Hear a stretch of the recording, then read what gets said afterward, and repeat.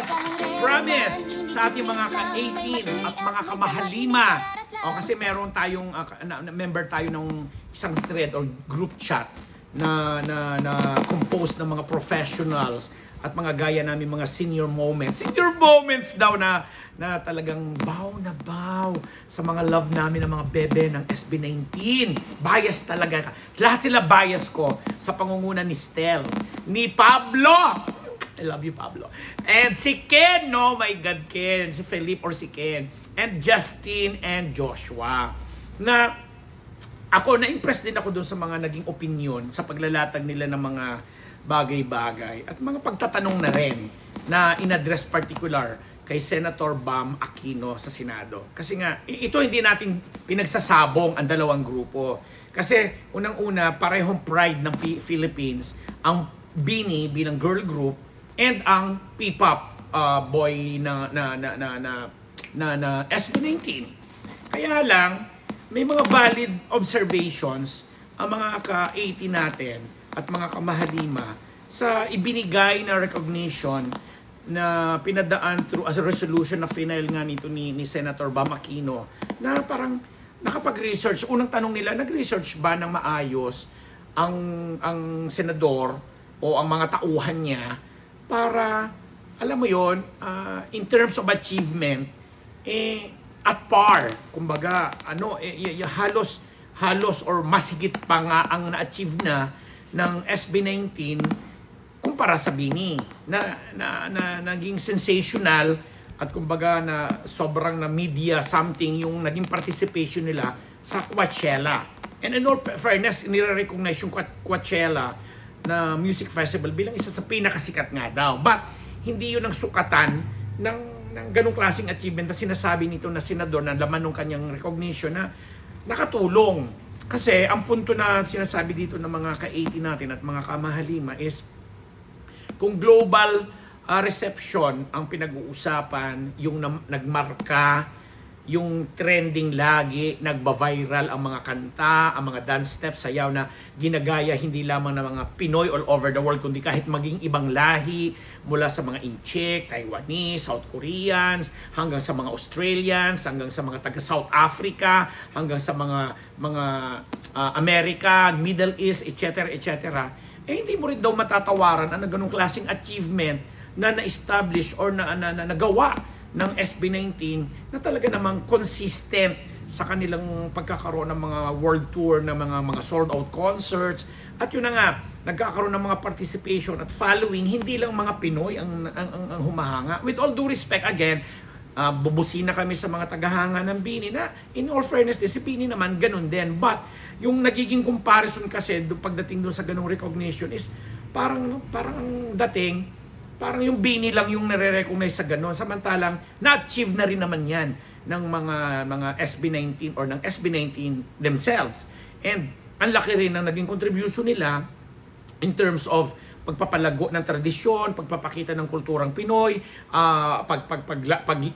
paglago ng turismo, and higit sa lahat, doon sa music mismo, doon mismo sa sektor ng music, na ang laki ng naitulong nila sa evolution ng original Filipino music na tinatangkilik nga hindi lang ng mga Pilipino all over the world, kundi ng ibang lahi na sabi nila, hindi ba malaking bagay yun? Kaya nga, may isang miyembro doon sa sinasabi nating doon sa malaganap na thread kung saan maraming mga members ay mga foreign din ha, may mga foreigner members din kami doon o mga foreign nationals gaya ng mga Taiwanese, Chinese, Koreans, Thai at mga Pinoy from all over the world as far as Middle East, Europe, Africa, the USA, Australia at iba pang bansa.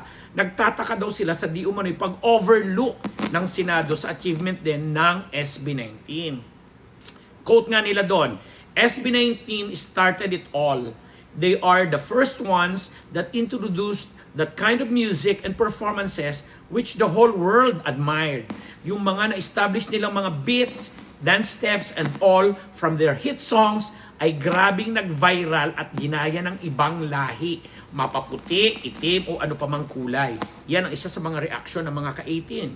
Sabi pa nila, we believe that girl group BINI achieved a milestone in Coachella and it is okay for them to be recognized.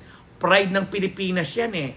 But has the senator or Senator Bam Aquino or his staff did a good research on the kind of marketing, publicity, promotion, and the great impact SB19 has made through their series of concerts worldwide and how they are being admired globally. Sa totoo lang naman po tayo, hindi lang ang USA ang na-impress sa SB19. Humanga, nag-idolize, at ngayon, mga supporters na rin ng limang mga members ng grupo na yan. As in, buong mundo, kahit hindi po mga Pinoy. Isn't that something to be proud of? Doesn't that deserve a commendation from the august body of our government? Fair naman sigurong sabihin na nakatulong sa image building, music culture at tourism ang SB19, so bakit po tila may pag-ignore sa mga achievements nila? Porke ba, ito ang nakaka-intriga ditong quote nung mga nasa thread. Porke ba wala silang major broadcast network na gaya ng ABS-CBN na napapanood worldwide na at nagbaback up sa kanila ay ganun na lamang? Just asking po, Senator Bam. Yan ang bahagi ng mga pagtatanong ng mga kaitin at kamahaliman natin sa naturang thread. Na halos i-enumerate na nga po ng mga naturang supporters ang mga kilala ding music artists and celebrities sa mula sa Philippines hanggang sa mga taga-ibang bansa na nagkaroon ng successful, take note, very successful collaboration work with SB19 at pinag-usapan din sa ibang panig ng mundo. Inilita niya din nila ang lahat ng mga sold-out concerts here and abroad na nagawa na ng SB19 at fair daw sabihin, hindi pa nga nagagawa man lang ng Bini at all. So, ano po ba ang mga naging basis or mga criteria ninyo, Ginoong Aquino, sa bandang huling tanong ng mga fans ng SB19 sa naturang senador na tila may pang-iisnab di umano sa kanilang mga iniidolong grupo? And again, ako rin ay sumasang-ayon doon. Kasi tama yung sinabing SB19 started it all with all due respect and fairness. But again, proud tayo sa naging achievement at nakikilala ngayon sa ibang bahagi ng mundo, particular sa USA ang Bini na in the previous outings nga nila sa mga ibang bahagi ng bansa o sa ibang bahagi ng mundo ay hindi naman ganun ka well received, unlike Bini na talaga namang markado sa bawat lugar at sa bawat hit songs, sa napakaraming nilang mga hit songs laging nagba-viral at pinag-uusapan. Dapat lang naman sigurong pansinin, di ba, Senator Bam? And all. Salamat sa amin dito sa sa Unbearable Channel, ang aming mga kasamahan, sa aming mga sponsors, sa aming mga tagahangat, mga subscribers, sa mga bashers. Dead ma lang. Ako ang inyong lingkod, Papa Unbearable Abet Napus. At papasalamat.